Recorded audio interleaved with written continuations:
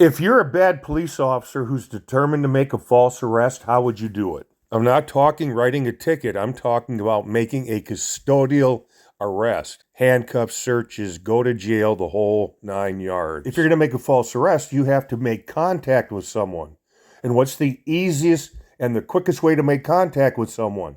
Well, certainly, it's during a traffic stop. Phase 1 of the planned false arrest has now been accomplished.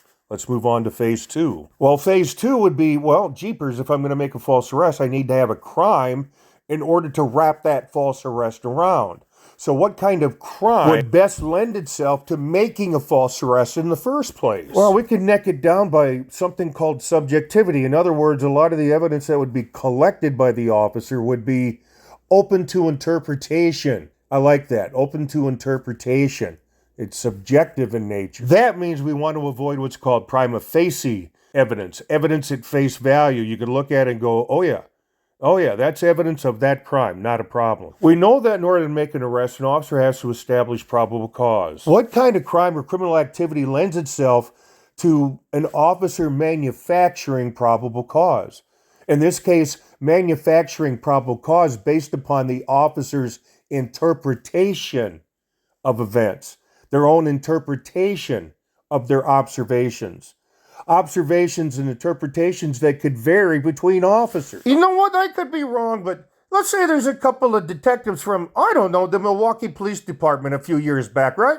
And they're looking at all these blue plastic barrels full of body parts stacked up in the hallway in front of Jeffrey Dahmer's apartment. They're probably going to look at each other and say something like, yep, there's some foul play here. I'm not talking about those kind of observations. No. Probable cause has to be established on an officer's subjective observation. And wouldn't it be nice if the officer could actually receive community accolades if they made enough of these kind of false arrests? Where they'd actually be incentivized. Maybe even some extra money in the old paycheck if they made enough of these false arrests. Yeah, they might even be able to go out of state, some plush location, and pick up even more training on the subject that they can come back and figure out more ways to screw people out of their rights. I'm talking about DUI arrests. Now, the easiest, most common, and the preferred one is alcohol-related DUI arrests. They're the easiest to investigate and the hardest to conceal. Strong odor of an alcoholic beverage, anyone? Plus, all the protocols have been in place from a legal standpoint for decades. But if that doesn't pan out, they can just go to, oh, you must be under the influence of prescription meds. Oh, if that doesn't work out, you must be under the influence of cannabis. It's called one-size-fits-all policing. One size fits all. What works for one, works for all. The City of Commerce has fired an officer after he repeatedly charged innocent drivers with being drunk or on drugs. This comes after an I-Team investigation questioned why one DUI arrest happened, even though a nearly dozen breath tests showed zero signs of alcohol. An expert tells Fox 5 I-Team reporter Randy Travis a lot of this is due to a department putting too much trust in the judgment of one police officer. Randy joins us now here on set with more. Randy. And there's the first problem. An agency that places too much trust in an officer, even though, as we're about to find out, that officer had made how many false arrests for driving under the influence, they still didn't recognize that there might be a fucking problem? And what about the prosecutor's office? At what point does it become obvious that an officer is out of control, that they're operating way outside the scope of their authority, way outside of their lane? This is another example of how utterly incompetent and corrupt our judicial system really is. The judges didn't see a problem. The prosecutors didn't see a problem. What about the defense attorneys? How come they're not raising the alarm? And of course you have the corruptocrats in the agency that know full well what's going on.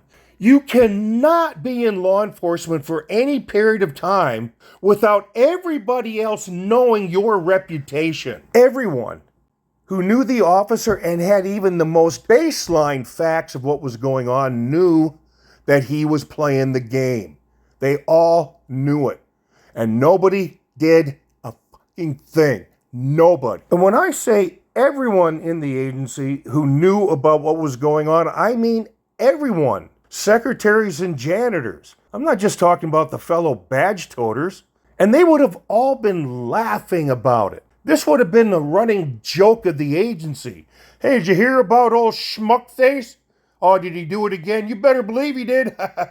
What'd he do now? Oh, I don't know. He arrested someone for DUI and for a bank robbery. And they were in the hospital. Well, what's wrong with that? That must have been a consequence of driving under the influence, huh? No. They were in the hospital when he arrested him for DUI and robbing the bank. Tom and Courtney, imagine driving home from work or school and a police officer pulls you over for a busted taillight.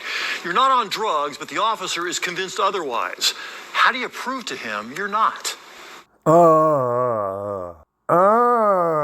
We have to prove our innocence. The officers formulated an opinion with no evidence, so it's now our burden to prove that we're innocent. You know, that's problematic enough, what he just said. But what's even more problematic are the people who would have listened to him say that and it didn't register, which makes them the problem. People have to pay attention to this nonsense. Good grief. We haven't even got it out of the newsroom yet. I got you not being able to maintain your lane. All right. And my field sobriety is showing me you're impaired. What's this jack-off Officer Wood saying? What is he actually saying to this guy right now? What's he doing? He's slow-rolling the guy. He knows the guy is not under the influence, so he's saying things slowly to see what kind of reaction he gets out of him. And when he gets to the part about, I think you're impaired, if that guy had gone off on him, he would have then qualified that. I didn't say you were drunk. I didn't say blah, blah, blah. I just said that I thought you were impaired. That's how he's playing the game. God, the psychology is remarkable. Do you think this commerce man is on drugs? Have you smoked anything? No. This nice lady didn't say or do anything wrong, but she sunk herself nonetheless. How so? What about this Athens woman? They say that I've been drinking and on drugs. If you guess they're both sober, your judgment is better than a cop supposedly trained to spot drunk drivers. With you not being able to maintain lane, I feel you are impaired. So I am going to arrest you.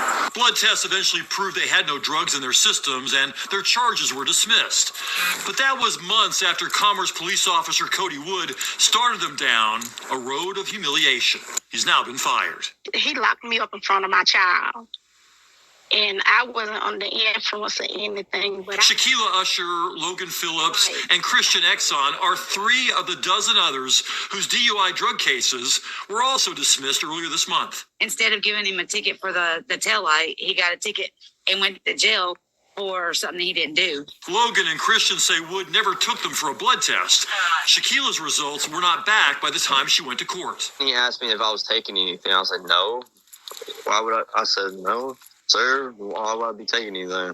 He was like, well, your eyes dilated. I'm like, how? How do you prove you're not under the influence of narcotics? you can't. All the dismissed cases involve Officer Wood. In his reports, he wrote that the driver failed various field sobriety tests, the walk and turn, the one-leg stand, the horizontal gaze. So you say you don't do drugs? No, sir. All right, sir. I'm getting the nystagmus in your eyes, and then you didn't pass either one of them. The walk and turn. The officer has to make a determination. Obviously, he's trying to do... He or her trying to make the best decision and make sure that people aren't driving on the roadways impaired. Well, I can tell you how they're being trained. They're being trained, when in doubt, make the arrest. Mike Blute teaches DUI enforcement for all Georgia police officers. Wood took his advanced class last September. We asked Blute to review some of his former students' bad DUI arrests, including one where he still arrested someone after blowing 0 on 10 different breath alcohol tests. I know I keep interjecting, but I have to. The reason the cop is out of control and making these false arrests is because of this pile of shit. I guarantee you in those advanced DUI classes he's training, he's telling them, hey, if you have enough probable cause that you would arrest somebody for DUI alcohol, but there's no alcohol involved, well, that doesn't mean you can't apply that same probable cause to prescription meds or cannabis. You've got your ass covered, gentlemen. You've established probable cause of impairment. That's the legal test, and he wouldn't be wrong. It's open season. That's why the judges and the prosecutors don't do anything, because they have to do a wait and see. If there's evidence of impairment, they're not going to automatically dismiss until the test results come back. But to have test results, the person has to be arrested first. There's no winning this. And that's true even if the officer has lied about everything. I don't know if I'd use the word disappointed, but alarmed, maybe. I don't know what the proper word is on this one. He couldn't tell from the videos whether the drivers actually failed the eye test, as Wood claimed, a key finding for impairment. Blute says what he did not see is a road cop, but a police department clearly in need of more training. Boy, I don't like this guy. I just don't like him. He's trying his best to save that pot of gold he's sitting on. He's talking about providing more training to the officer he trained. They're always talking out both sides of their mouth, aren't they? Either their officers screw up, they need more training, or their officers screw up, but they acted in accordance with their training. Can't have it both ways. This is from Rise of the Oathbreakers Part 2. On average, a police officer receives somewhere in the neighborhood of 600 to 700 hours of training to graduate from the academy. For purposes of comparison, it takes somewhere in the neighborhood of 1,500 to 2,000 hours of specialized training to become a licensed barber, plumber, or cosmetologist. Maybe, instead of arming the police, we should arm barbers, plumbers, and cosmetologists. I'm going to show you something else from Rise of the Oathbreakers Part 2, but know this. I don't miss anything in my Oathbreakers books, and I get 100% right.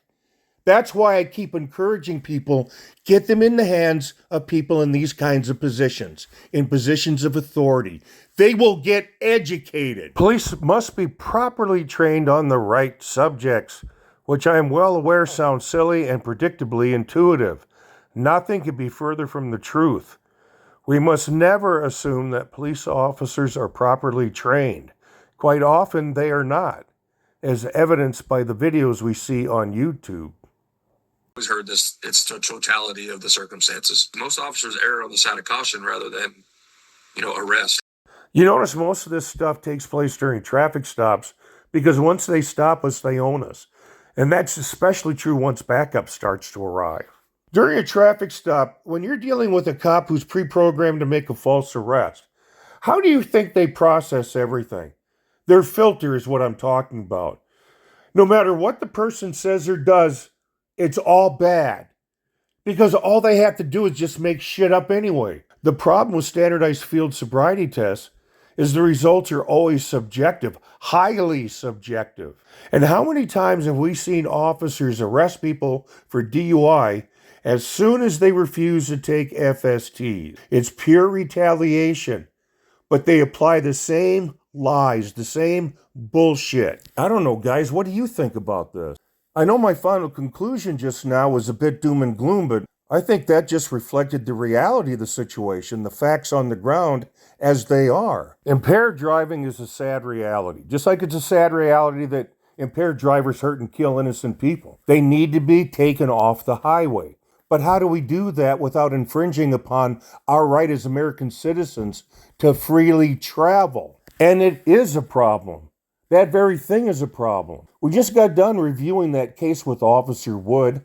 Now, I know my math might be off just by a little bit, but it's going to be close enough. Seems to me that in order to catch one impaired driver, that Officer Wood arrested 9 innocent drivers. 10 arrests, 9 of those were innocent drivers. That's unrealistic, unacceptable, and unsustainable. If we agree that the original sin, and I'm just using that term, loosely, but if we were to agree that the original sin of a DUI arrest is its highly subjective nature, does that mean we should try to make them less subjective in nature? And if the answer is yes, how would we do that?